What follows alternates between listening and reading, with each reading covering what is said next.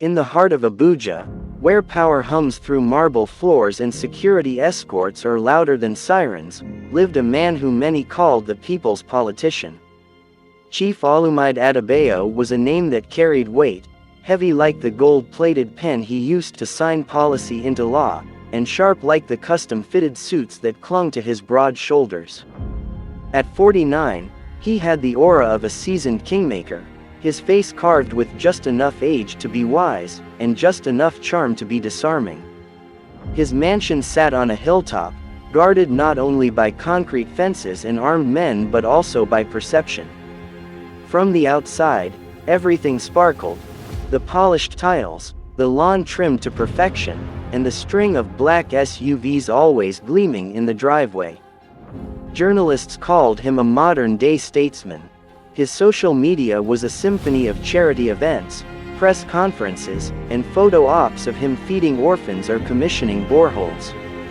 But the real story, the one no one ever saw, was inside. Chief Olumide was born in Ibadan, the second son of a judge and a midwife.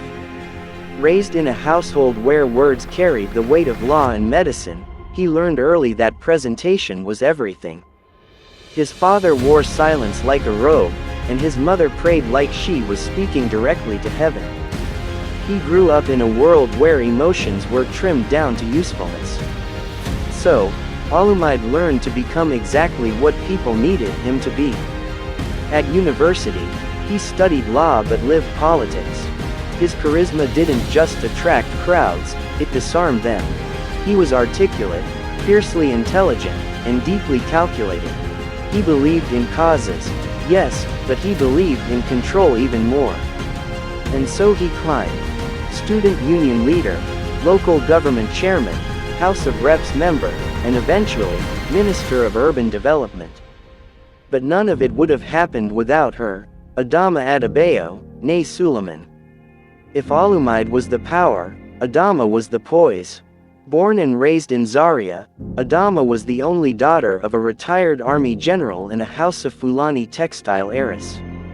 Adama's beauty was not the loud, Instagram-filtered type. No, hers was the kind that artists dreamed of painting. Her skin was smooth like shea butter, her eyes a rich, steady brown that could either warm or silence a room. She didn't walk, she glided. Every movement deliberate, every word chosen with precision. But beneath her elegance was fire. Adama had studied fine arts in IF and earned a master's in creative therapy from the UK. She wasn't a trophy wife, like the blogs often tried to paint her. She ran a foundation for young abuse survivors, taught art to children with trauma, and curated exhibitions that funded NGOs. People loved her in silence. But her calm was often mistaken for compliance. What they didn't know was that Adama was the spine of Olumide's empire. She vetted his campaign speeches. She managed his brand. She told him when his smile was too tight, when to soften his rhetoric, when to hold back. And he listened, because he knew no advisor was more brutally honest than his wife. They were a power couple, measured, strategic, enviable. But perfection comes at a cost. The house they shared had 13 rooms, a private chapel, 2 studios, one for Adama's art, the other for Olumide's media team, and more corridors than conversations. Somewhere along the journey from partners to politicians, they stopped looking each other in the eye. Olumide's days became press briefings, interviews, and party meetings. His nights were a blur of calls, email drafts, and political war games. Adama filled her silence with canvas and brushes, her emotions poured onto paint-stained aprons and late-night walks in her garden. They still shared a bed, but not their dreams. Still shared a roof, but not their truths. To the outside world, they were unshakable. Inside, they were on autopilot. Adama had noticed the change months before. The late nights without calls. The vague travel schedules. The scent of unfamiliar perfume, sweet, young, too fruity to be hers. But she said nothing. She was too smart to confront a man when she didn't have evidence. and too proud to beg for attention in a house she helped build. So, she watched, and waited. Olumide, on the other hand, had convinced himself that he wasn't doing anything wrong. Ngozi, his secretary, was just a distraction. A beautiful, intelligent, dangerous distraction. She was 26, ambitious, and knew exactly how to flatter a man like him without appearing desperate. She laughed at his jokes, offered him relief from the burden of image management, and whispered comfort when the political world became too loud. He told himself it was just temporary. That he still loved Adama. That he could control it. But power always makes men feel invincible, until it doesn't. What he didn't know was that Ngozi had her own motives. She wasn't just a secretary, she was someone's niece. Someone with connections. And in Abuja, connections were either stepping stones or landmines. What Adama didn't know was that she wasn't the only one watching. And what neither of them expected was how quickly secrets could go viral in the age of social media, or how fast their carefully built world could unravel when even one thread snapped. This is how the story goes. The Lagos skyline glows in the distance, its lights blinking like a city that never sleeps. In the heart of it, on the 18th floor of a high-rise building, Chief Olumide's penthouse feels like a fortress in the clouds. Marble floors, dark velvet curtains, tasteful art, and a wall-sized window overlooking the island's busy roads. Everything speaks of power, prestige, and money. But inside the penthouse tonight, that power feels shaken. Chief Olumide, a man in his late 40s with silver streaks in his hair and sharp features hardened by years in politics, loosens his tie and drops into a leather armchair. He pours himself a glass of whiskey, the amber liquid catching the light. His phone buzzes for the 5th time. He checks it and sighs. It's his wife, Adama. Ignoring the call, he tosses the phone onto the table. The elevator dings. The door slides open smoothly, revealing Ngozi. She walks in like she owns the space. Mid to late 20s, sharp eyes, confident steps, and curves, dressed in a sleek black evening gown that says she didn't come straight from the office. She tosses her handbag onto the couch and walks over, her heels clicking softly on the floor. Is that how you greet your guest now, Chief? Or should I say, your favorite distraction? Ngozi said teasingly. Ngozi, this is not the night. Chief Olumide sighed. She walks to him, sits on the armrest of his chair, leans down and kisses his cheek. He doesn't resist, but he doesn't lean into it either. You've been tense all week. The budget committee giving you heat again? Ngozi said, staring at him. No, it's not politics this time. It's Adama. She's starting to ask questions. Chief Olumide said, shaking his head. Ngozi pauses. Her eyes narrow slightly, and her playful smirk fades. She suspects. Ngozi asked. She knows something's off. She's watching me. I can't afford this scandal, Ngozi. You know what's at stake.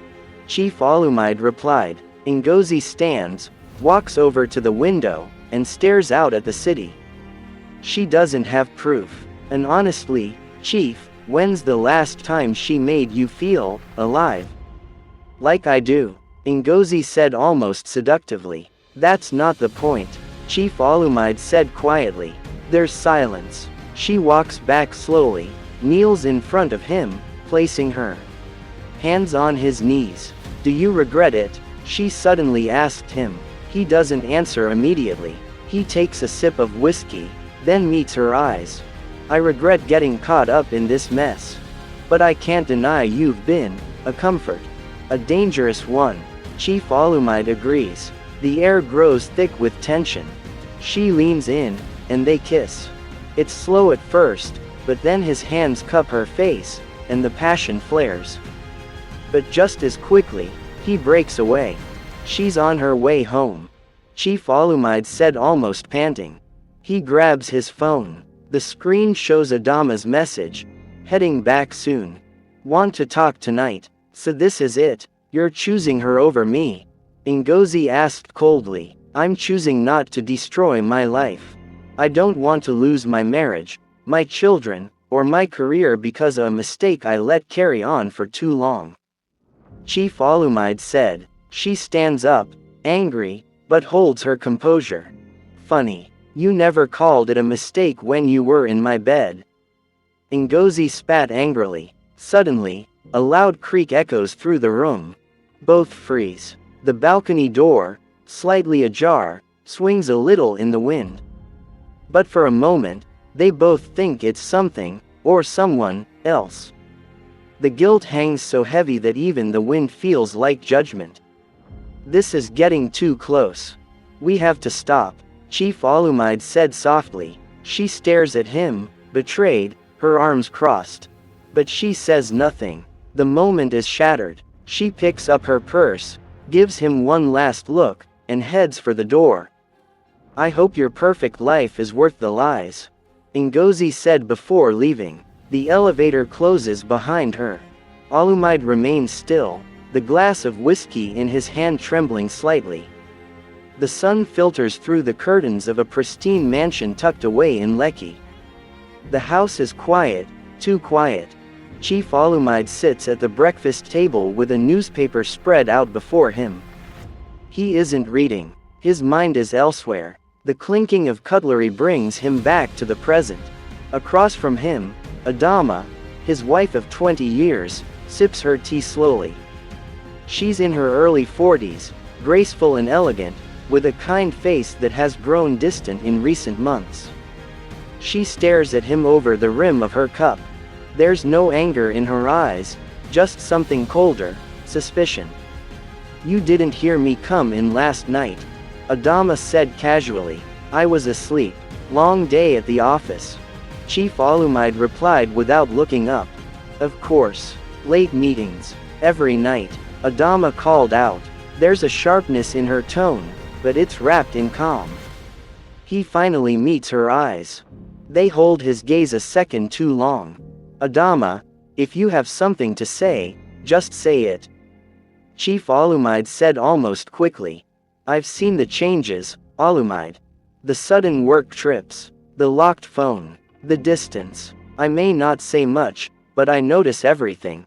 Adama said, setting her cup on the table. He shifts in his seat, visibly uncomfortable. You're overthinking this. Politics is pressure. You know that, Chief Olumide said, this time calmly. What I know is that something isn't right. And sooner or later, whatever it is, will come to light. Adama said. A beat of silence passes between them.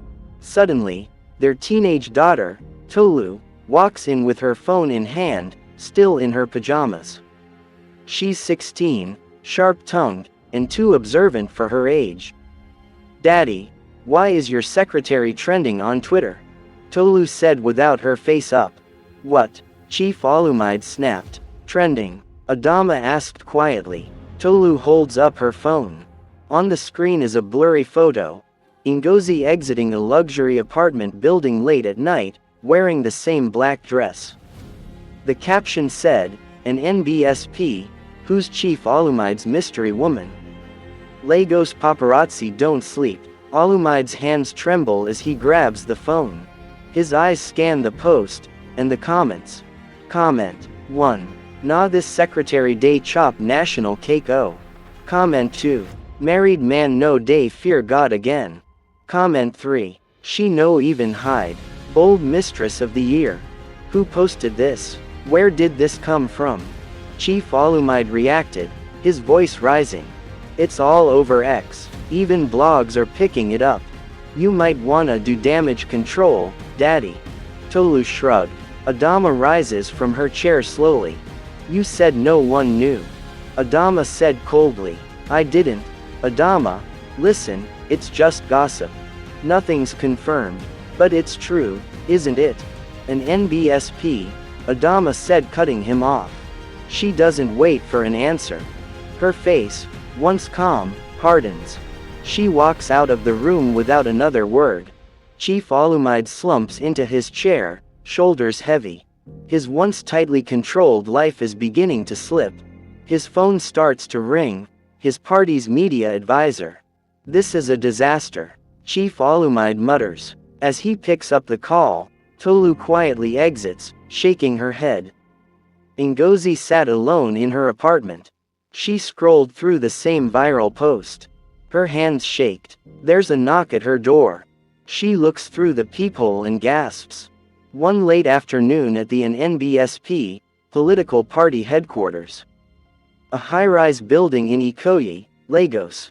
The large conference room is filled with powerful men and women in traditional agbadas and sharp corporate suits. The air is thick with whispers, tension, and judgmental stares. A long mahogany table stretches down the middle. At its head sits Senator Dapo, the party's state chairman, stern-faced, no nonsense. Chief Olumide walks in, flanked by two aides. He's dressed immaculately, but his face shows stress. The viral scandal has caused a firestorm. The media won't let it go, and party elders are furious. He takes a seat. The murmurs settle. Chief Olumide, we have a problem. Senator Dapo stated. I'm aware. Chief Olumide sighed. This is not just gossip. Your affair is trending on every blog in the country. There's an election around the corner. You're the face of our campaign. And now your name is a punchline. Senator Dapo went on. Opposition is already spinning it.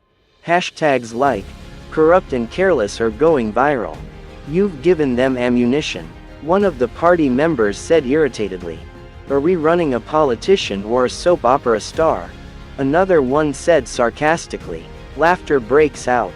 But it's bitter. Chief Olumide tries to maintain composure. This is a personal matter. It does not affect my duties. Chief Olumide tries to explain, but he's cut off by Senator Dapo. No, everything affects your duties. Image is everything, Olumide. We put trust in you. Now voters, especially the women we just spent months campaigning to see you as a liar. Senator Dapo said, slamming the table. The room is filled with silence this time. The sound of a needle dropped to the ground could be heard. I can clean this up, Chief Olumide said calmly. How? You can't deny it. Your mistress is all over the internet. One of the party members asked. Let me issue a statement. One from me and Adama. A show of unity. It will calm the public. Chief Olumide replied. Does your wife even want to be seen with you right now? Senator Dapo asked him, raising an eyebrow. The question cuts deep. Olumide doesn't answer. Senator Dapo leans forward, folding his hands. Fix it, fast, or the party will distance itself from you completely. Senator Dapo said before leaving his seat. The meeting ends abruptly. Chief Olumide walks out, flanked again by aides, but now he's sweating. His phone buzzes again. His caller ID showed that it was Adama. He hesitates before picking it. Adama, Chief Olumide said quietly. I agreed to release a joint statement. That's all. Don't think it means forgiveness. Adam said, coldly. I understand, Chief Olumide said. The statement goes out by 6 p.m. My assistant will coordinate. Don't try to contact me afterward. Adam said before hanging up. Olumide leans against a pillar in the hallway, trying to breathe. Everything is spiraling. Then a second call comes in from an unknown number. He answers. Olumide. Someone just broke into my apartment. Ngozi said with her voice trembling. What? Are you okay? Chief Olumide asked, looking worried. I'm fine. I wasn't home. But someone searched everything. Drawers open. Files gone. I think someone is trying to bury this. Ngozi replied. Who would? Chief Olumide suddenly pauses as he thought. Be careful. I think it's someone in your circle. Not everyone wants this cleaned up. Ngozi said, lowering her voice before hanging up. Chief Olumide stares ahead, the sound of political chaos echoing in his ears. He rushes to his car and drives off. It's a quiet evening at Adama's private art studio. The studio is quiet, tucked behind the main house, filled with natural light from glass walls and gentle yellow bulbs hanging from the ceiling. Colorful canvases lean against walls. Paints, brushes, and half-finished works are scattered across a large table. It's her sanctuary, a place she created with her own hands. But tonight, even the soft hum of her favorite jazz playlist can't soothe her. Adama stands in front of a canvas, trying to paint, but her brush trembles. Her mind is miles away. The viral post, the humiliation, the betrayal. All of it crashing down in slow motion. The door creaks open. She doesn't turn around. "I told you not to come here," Adama said coldly. "I had to. I can't let this end like this," Chief Olumide said softly. He steps in, but she remains facing the painting. "I stood beside you through everything. Through scandals, elections, smear campaigns. I protected your name, your children's future, and you thanked me with lies and hotel receipts." Adam spat angrily. "It was never about love, Adama. I don't even know why I let it start," Chief Olumide said, with remorse seeping out from his words. She turns slowly now, facing him with quiet fire in her eyes. "Don't insult me with, it meant nothing. That girl walked into our lives like a shadow and you opened the door," Adama said. He lowers his eyes, guilt wrapping around him like chains. "I messed up, but I never stopped loving you. I was stupid, weak. I thought I needed escape. But what I really needed was to remember what I already had," Chief Olumide said calmly. "Now that the party is threatening to cut you off," Adama said flatly. He doesn't respond. "I'm not some damage control campaign, Olumide," Adam said quietly. "No, you're everything. And I didn't realize that until I almost lost it all. You held our family together while I was chasing shadows. I know I don't deserve another chance, but I want to earn one," Olumide said. She looks at him for a long moment. Her face softens but only slightly. "You hurt me in a way that public apology can't fix. Our daughter saw that video. Her classmates are laughing at her. You didn't just betray me, you embarrassed our family," Adama said. "I'll do whatever it takes. Counseling. Stepping down. Public apology. You want me to leave politics? I will," Chief Olumide said boldly. "You'd throw away your power?" Adama asked in surprise. "If it means keeping my family, yes," Chief Olumide said. The room grows quiet again. Then Adama turns away, picking up a paintbrush. "Words won't fix this, Olumide. But actions might," Adama said as she continues painting. He steps closer, placing a hand gently on her shoulder. She doesn't pull away, but she doesn't lean into it either. "I'll prove it, one day at a time," Chief Olumide promised. Suddenly, her phone buzzes. A message. She picks it up. It was a message from an unknown number that said, "If you want the full truth about Ngozi, tell your husband to back off." Adama stares at it, eyes narrowing. "It's not over," Adama said quietly. "What is it?" Chief Olumide asked, alarmed. She shows him the message. His jaw tightens. He takes the phone, reading the words over and over. "Someone's threatening you now?" Chief Olumide asked. "No, they're threatening both of us," Adama replied. He looks at her, realizing, this scandal goes deeper than just an affair.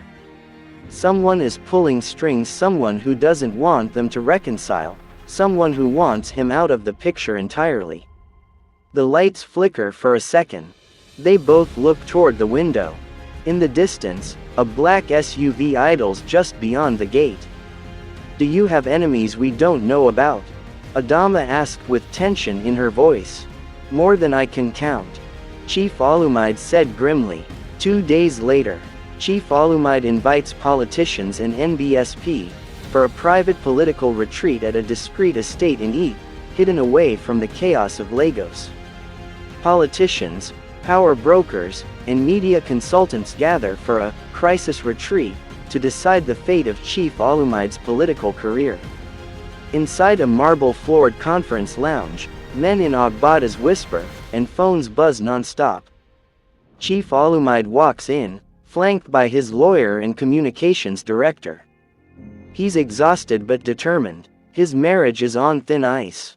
His reputation is tattered, but he's done hiding. Across the room, Senator Dapo watches him with unreadable eyes. You called this emergency meeting, Olumide. What do you have to say that could change your fate? Senator Dapo asked him. I came to take responsibility and tell the truth.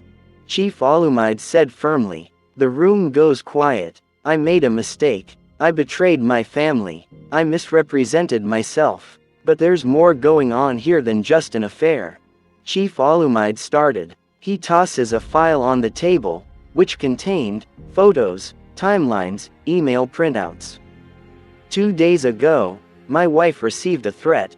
We traced it back to a burner phone linked to a rival campaign operative who also paid off a paparazzi to leak the photos of Ngozi. Chief Olumide continued. Gasps ripple across the table. You're saying you were set up? One of the party members asked.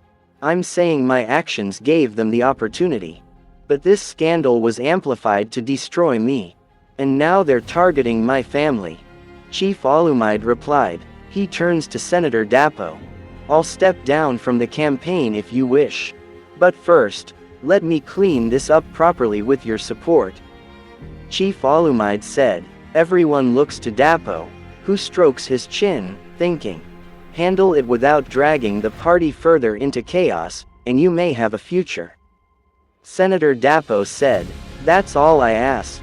Chief Olumide said as he stepped down. That same day, Ngozi was admitted in a hospital. She was bandaged and shaken. Earlier that morning, her apartment had been broken into a second time. This time, someone pushed her down a stairwell. She survived, but just barely. Adama walks into the room, holding a small bouquet. Ngozi tenses. You didn't have to come. Ngozi said weakly. Yes, I did. Adama said with sincerity. Adama sits beside her, placing the flowers on the table. You made a mistake. So did he. But someone wanted you dead not because of love, but politics. Adama said calmly. I didn't mean to ruin your family. Ngozi said with remorse. You didn't. Choices did. But it ends here. Adama smiled, holding her hands. They shared a moment. The next day, Chief Olumide and Adama went for televised press conference. Olumide and Adama stand side by side behind a podium. Cameras flash. Reporters hold out microphones. I made a mistake that hurt the people I love most. And I'm choosing now to be accountable. But I also want the public to know this story was manipulated by political enemies who used my weakness to try and break me. Chief Olumide addressed the people through the microphone. As a wife, I've chosen grace. As a mother, I've chosen to fight back. Not just for our family but for women who are always asked to carry shame that's not theirs alone. Adama added calmly. The press clapped unexpectedly. The couple exits the stage, with their heads high. That night, at Chief Olumide's home, the family gathered for dinner. Tolu jokes about school. Adama and Olumide exchange a tired but peaceful smile. Outside, the black SUV is gone. Inside, healing had begun. Chief Olumide took his wife as his priority and never joked about her ever again, and the family became happy once again.